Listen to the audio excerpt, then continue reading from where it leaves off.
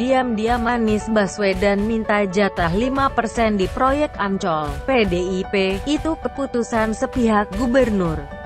Reklamasi Ancol yang akan diputuskan Gubernur DKI Jakarta Anies Baswedan tuai banyak kontroversi. Usai dituding langgar janji, Anies Baswedan juga dituduh memutuskan perhitungan kontribusi reklamasi Ancol untuk pemerintah provinsi, Pemprov DKI Jakarta secara diam-diam tanpa mengkonsultasikannya terlebih dahulu dengan DPRD DKI Jakarta. Dikabarkan Anies meminta jatah sebesar 5% untuk Pemprov DKI Jakarta setelah PT Pembangunan Jaya Ancol Terbuka selesai mereklamasi kawasan Ancol. Anggota DPRD DKI Jakarta dari fraksi PDI Perjuangan, Gilbert Simanjuntak, mengatakan kontribusi sebesar 5% untuk jadi jatah DKI Jakarta sangat ganjil. Ia mengatakan aturan penyerahan lahan kontribusi ini diputuskan sepihak oleh Gubernur Anies Baswedan tanpa konsultasi ke DPRD DKI.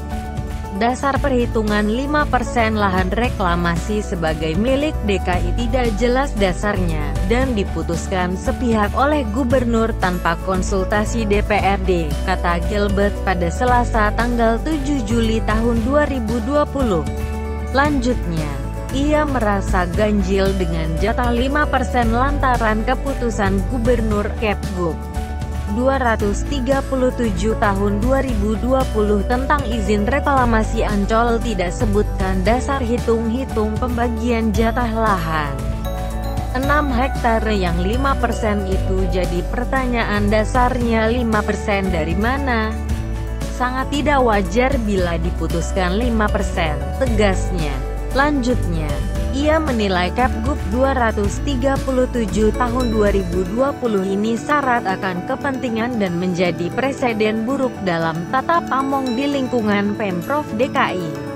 Lebih lanjut, ia menilai Kepgub tersebut tidak mempunyai dasar hukum yang kuat. Kepgub itu, kata dia, harus didasari oleh Perda tentang RDTR dan zonasi yang raperdanya telah dicabut Anies pada 2018 silam. Perlu ketegasan dari Mendagri agar tidak menjadi contoh buruk yang bisa diikuti kepala daerah yang lain, tukasnya.